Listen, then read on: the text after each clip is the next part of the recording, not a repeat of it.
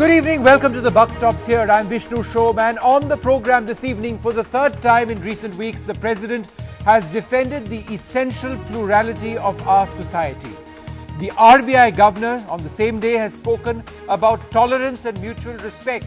And again, on the same day, the great music maestro Zubin Mehta has warned of the danger of India becoming a cultural dictatorship. We ask, simple question, is this still a manufactured rebellion? Well, let's quickly move on now to our top story. India becoming a cultural dictatorship is unacceptable. That's what the great music maestro Zubin Mehta has told Barkha Dutt in a conversation in Delhi during a book launch. According to Mr. Mehta, our writers and filmmakers do have a chance of speaking their minds, something which must be welcomed. But you know, your home city, Mumbai, we've had, when an author comes in from Pakistan, the organizers smeared with ink and oil. We've had Ghulam Ali's concert shut down. I don't understand why Pakistani cricketers don't play for our cricket league. Why not? In the IPL, you mean? Yes, why not? They are our brothers. They speak almost the same language. They eat almost the same food. When Pakistan plays England in cricket, I don't care who I'm insulting now, but I'm for Pakistan. When Pakistan plays India, there's no doubt who I root for. But when Pakistan plays Australia, I hope they beat the hell out of them. You know? Yes. You're here with your Australia Word Orchestra, so you better watch I've that one. told them that too. They know. They know. No, but more seriously, what do you see as the role of a creative person in the larger political discourse? And I ask you this because the government of the day, responding to all these returning of honors, says these are artists taking political sides. Churches were in fact not attacked. They were just acts of ordinary criminality. That there's nothing to say that India is more intolerant today. These are people who just don't like the BJP. What do you see as the role of a writer, an artist, a musician, an author? Yes, but if they write their opinions, they shouldn't be ostracized then by the government. Yeah, they should be attacked for it. Complete freedom of expression. This is, and we are the largest democracy in the world. You know, we are I heard the other day by an Australian minister who says, more people speak English in India than any other country in the world. We should take advantage of that too, that our writers, our filmmakers do have a way, a chance of speaking their minds. We have not to ostracize. Otherwise we'll become a dictatorship, a cultural dictatorship. And that's inadmissible. And it dismays you what's been happening in Mumbai, where a music concert has been shut Absolutely. Down? Absolutely. You know, that's the same as Kashmiri separatists not wanting us to play. What's the difference then? With one group exercising a veto power. Absolutely. And you can see that entire interview, the Zubin Mehta interview, tonight at 10 p.m. right here on NDTV 24/7. Well, Zubin Mehta's remarks come as President Pranab Mukherjee has made yet another appeal for unity and tolerance in the country, the third time that he has made such remarks in recent weeks. Speaking in Delhi, the President has said coexistence is our collective strength and must be preserved at all costs. Even the RBI Governor Raghuram Rajan, while addressing fresh IIT Delhi graduates, chose to speak more on the need for tolerance than on the economy. According to Mr. Rajan, tolerance implies a degree of detachment without which a mature debate is just not possible.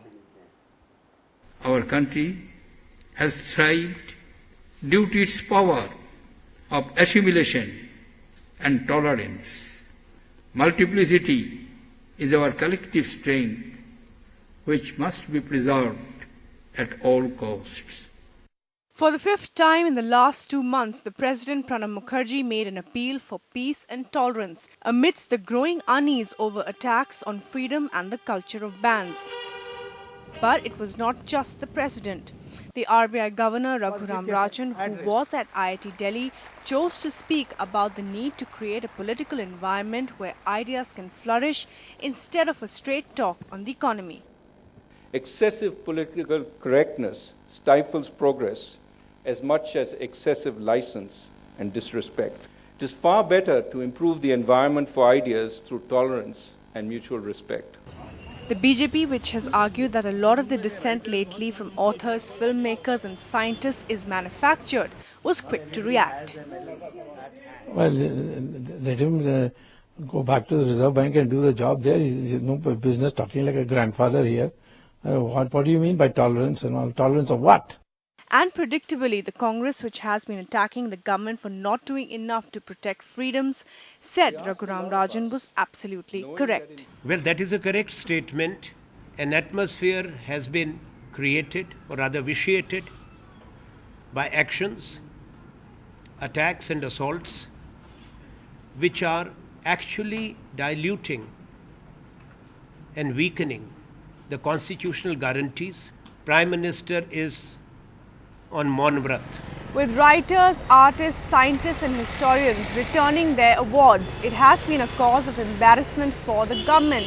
The President's fifth appeal for peace and the RBI Governor's statement today will not be missed by the government, as it comes at the back of Moody's assessment that unless fringe elements are reined in by the government, it will be losing credibility globally.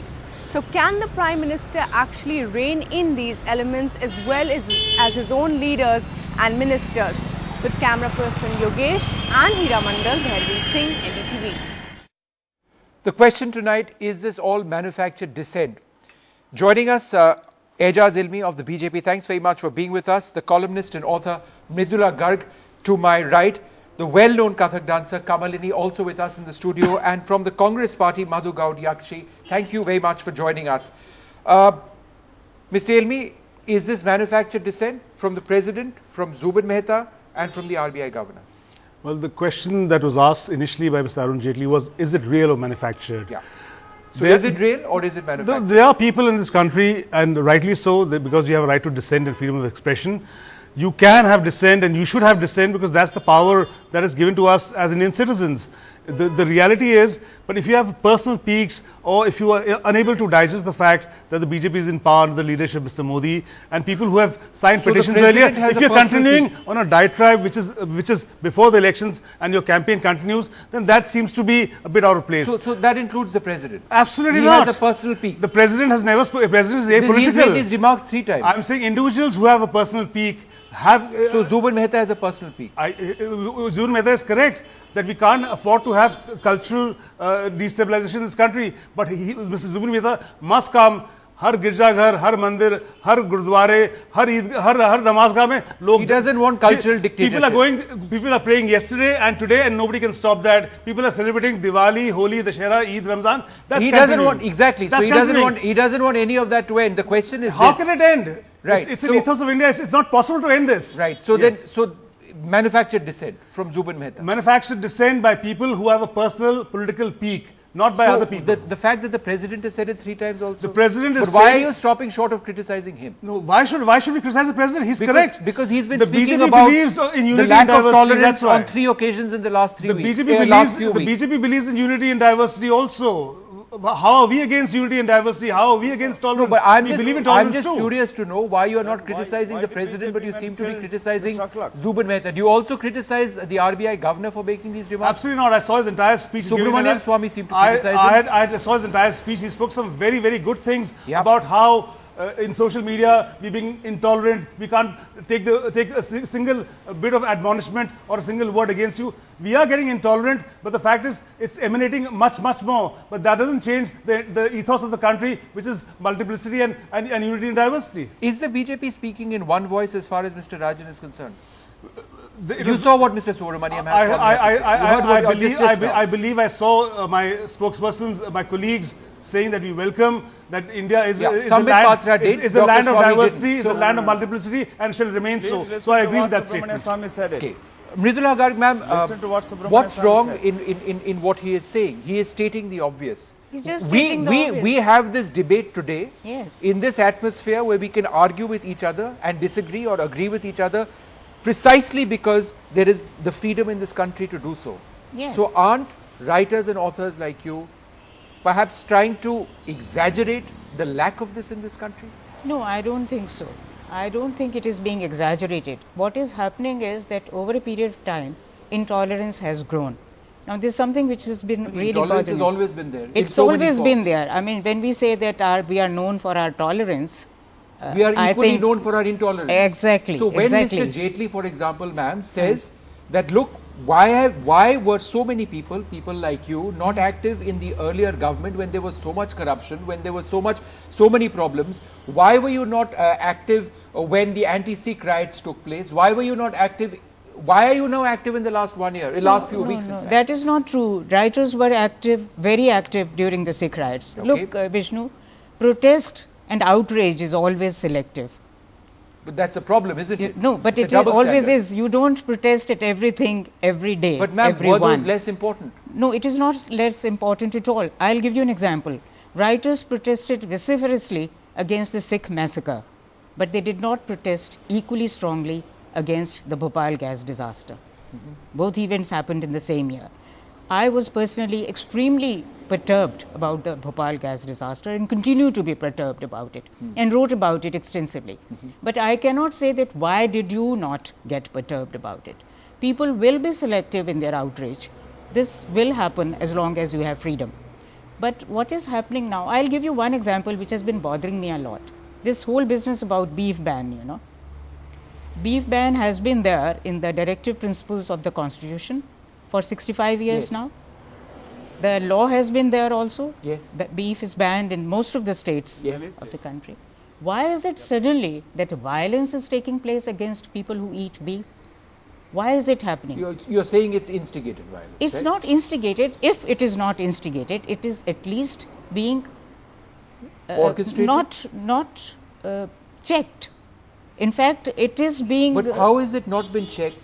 no When stern every action is single- taken. When place. every single leader, if you're talking about the beef issue in Uttar Pradesh, they have condemned the violence which has taken place. After a long time, Prime Condemned Minister as Modi barbaric, said it was horrific and against unfortunate humanity. No?